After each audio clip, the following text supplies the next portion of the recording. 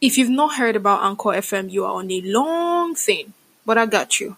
Anchor FM is actually a podcast platform for you to create your podcast for free, guys. Yes, for free. Everything for free from start to finish. All you need to do is sign up, create an account, and boom, you can start creating your podcast. You don't even need any tools. To get more information about podcast or on Anchor, all you need to do is visit their site anchor.fm or download the app on your mobile phone, Android or iOS. See you guys.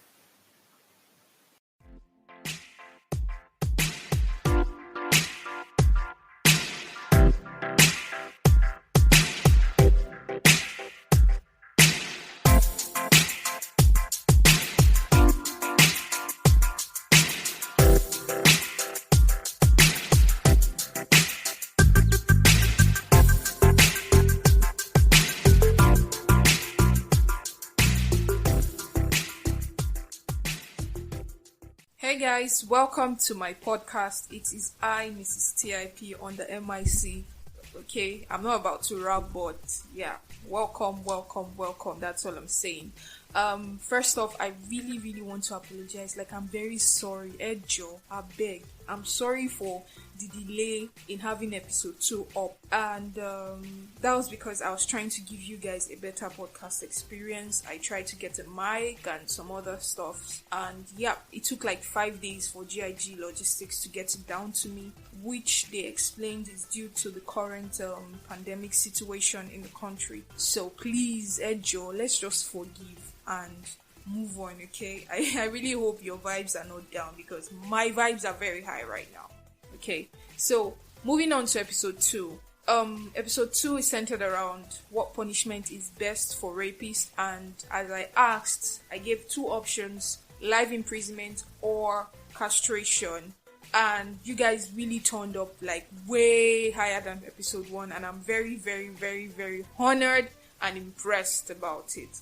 So moving on, I really want to say I learned a lot. I learned that life imprisonment is currently the sitting punishment for rapists by law, whereas castration was the proposed, which actually went to the House, but the House bounced it back with just one question. And the question was, if castration is the punishment for men, what happens when the rapist is a woman? What would the punishment be? What should they do? And that was all they needed to like bounce off the whole bill that was passed to them. And that's what we have up till today. So when I threw it to the House, the responses I got were really very exposing. People spoke their mind. We are all about letting your voice be heard and all of that. So people spoke their mind. People actually let their voice be heard. Some wrote down and some actually sent in audio. I really appreciate all of it, every bit of it. And yeah, that's what we're going to be listening to today. So let us move along. So I'm gonna start off with Moa, and Moa's first response to my question, castration of rapists or life imprisonment. Her first response was, castration, no, says my evil self, but Kai, life imprisonment in Kirikiri maximum prison. And so when I, kicked up to ask more, she sent in an audio, and I would love for us to listen to it and follow up. So here it is, Moa. Okay. Every human, I have this friend, right, that first of all, I did not know that you're accepting entries for the first podcast, so I'm really sorry that I didn't send my voice notes and contributions and all of that. I'm sorry, but that one is gone. But I actually enjoyed the podcast. Thank you very much. Secondly, David said my review. I doubt if I did. Oh, Jesus, more. I've installed my charger. I just found it today, so forgive me. Let me just hide under that umbrella. Although I could have sent it in a text message, but either way, I've escaped that. Castration. It feels like, I really hope you can hear me, sir. It feels like, I wanted to tell you the story of how I had a friend. I think she was raped in just, only that I should know her. She was raped in just 2 years, 1 year about, and then there were And in my area, there was this guy threatening to rape me, and I saw she was so scared. I didn't even get to know Self till we had graduated, probably like last year till she told me. And then I would notice how that when we're in school, then if anything happens, she just, even if there's a guy around her and then he's just trying to play with and all of that, by default, she just started shouting, child abuse, child abuse. We wouldn't thought it was joking. At the point, we used to call her child abuse. And then we would see how when the topic of rape comes up, her first default answer is they should castrate the guys, they should cut off the thing between their legs and all of that. And then it was after I got to understand that she had been abused before I actually felt like, okay, yeah, I feel like I understand your pain and all of that. Even me, that it was almost like it was only God that saved me. I can imagine that kind of thing. But then, as a believer, I have to come back to this. I feel like at the end of the day, they might need Christ and then change and all of that. And then taking away their rights and all of that. It sounds so mean, and it feels like there should be a part in your heart for forgiveness. What if they change and all of that? And then there's some people that are just brutal beasts that will never change. I don't know. I guess we can't just classify everyone as that. Like put everyone in the same category, and then because you know that if this is passed into law, everybody that does, even if you know how some, okay, I'm not really of the opinion that some ladies lie about rape and all that, but then we know how our female counterparts can be. Some people who might just tweak the story a little bit, and then make the guy look all beastish and all of that. But I'm saying it's almost like we are spreading a blanket over the whole male gender. And then if this castration thing is going to go, that means females are actually indulged in rape too. What should be done to them? Their wombs be removed. Should they be, what do they call this thing that they do for young children? This thing that they remove their, I forgot the name, sir. But then I think you know the name. What do you call it? I can't remember right now. Yeah, if they are doing castration for the guys, that means they should also find a. Why are you crying? Sorry. They should find a punishment that is equal to castration for the females that also end up raping guys. But then on my part, I feel like castration, it sounds like a good thing. Like, you know, when your fellow guys, rather when you see your fellow guys in prison for a crime they've committed, your head will come back to normal. But then I saw this video when the whole rape thing was online and all of that this guy raped this very little girl, and then he knew in the neighborhood that people that were caught as rapists, they were killed, they were massacred. They literally beat this guy with cutlasses. There was blood all over his body.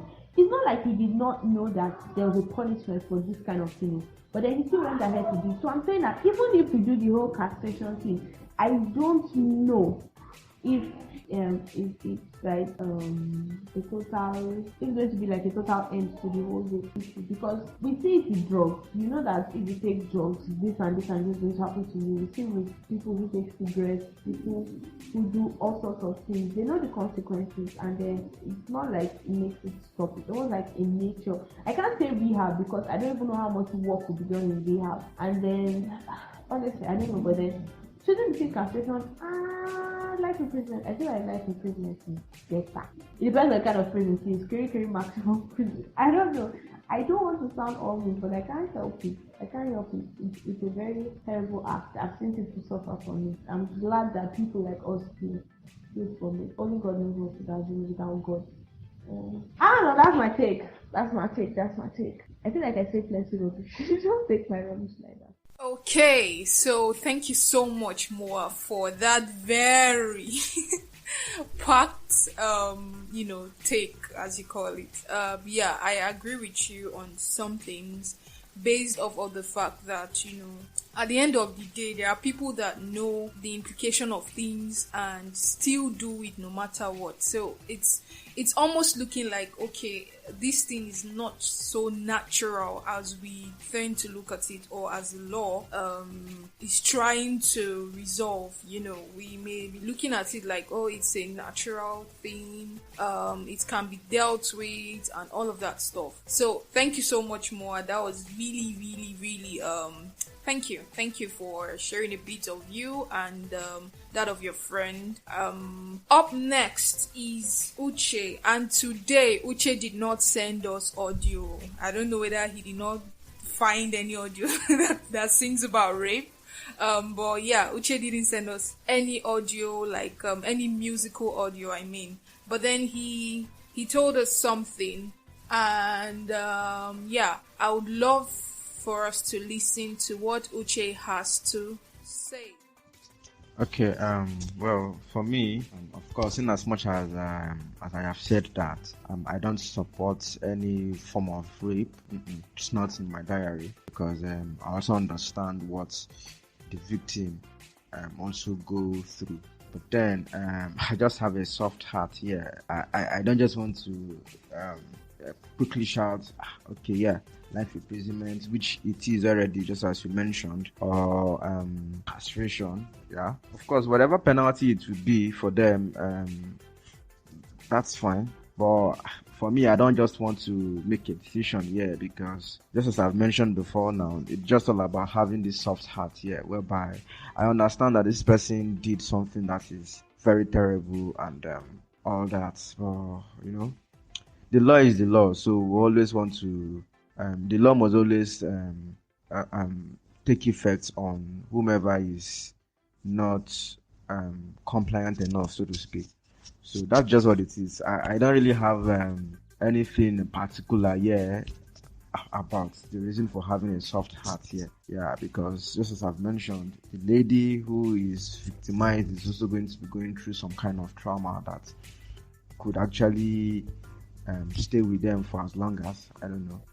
But hopefully, with the help of rehabilitation, these people also come out strong. But it's not something, yeah, it's not something I really just want to say, this is what it is for me, this is what it is for me, because I'm just imagining, and I pray it doesn't just happen to somebody close to me, even as I said that it's not something nice. But I don't just want to imagine that something happened, and maybe due to bad influence and all that, and this person not being able to understand things about life, is being influenced by bad friends, and it could just be a family member, you know. So that's just my take on that. Thank you so much, Uche, for that response. I really, really appreciate it. And yes, you're asking that, they be considerate, the soft heart.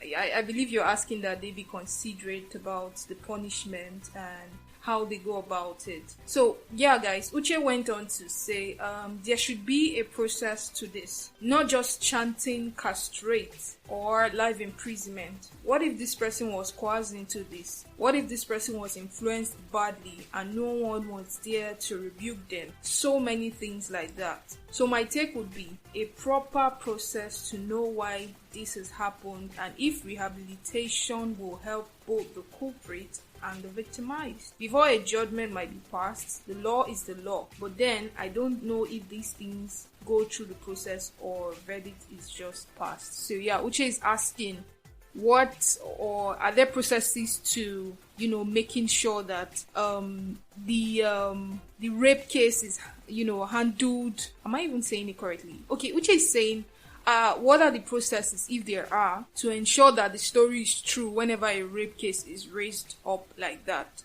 What processes, investigations, and all of that to make sure allegations, so that we don't mistakenly, put somebody that isn't supposed to be in prison into prison, so that we don't mistakenly, castrate. If I don't think castration is existing in our land, I thank God, yeah.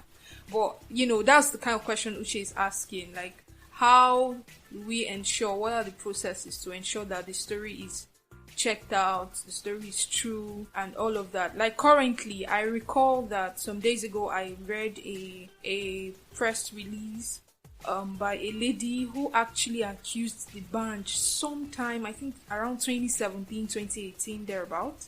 She accused the bunch of raping her, and, she was kind of giving us updates this year about it, and how she was harassed by the bunch and his team, how they locked her up somewhere in an unknown location, using the police to harass her, and all of those things. But I thank God she's out, because she had the help of a friend who knew an NGO of that sort. So, well, that's a story I'll kind of give us in the next episode. So yeah, I think this is where we'll stop so that we would avoid longevity of this episode. I know most of you, spoke about that in correction from the last episode. So thank you guys so much for listening, and I hope you picked one or two things from Moa and Uche. And stay tuned next time to hear the next episode and other contributions from other persons. So you can actually stop me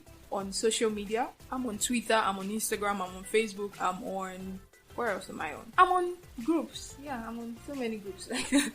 But the obvious ones, I'm on Twitter, I'm on Instagram, I'm on Facebook, at Keka Ende on Twitter, at Keka Ende on Instagram, on Facebook, a Keka Pogo. Yeah, Karen in the middle. What else? So yeah. If you need to send in your own input, it's not too late because I'm still, doing background work like that. So yeah, my email remains kekaende@outlook.com. Thank you guys so much. I really, really appreciate everything. So see you guys next time. Bye.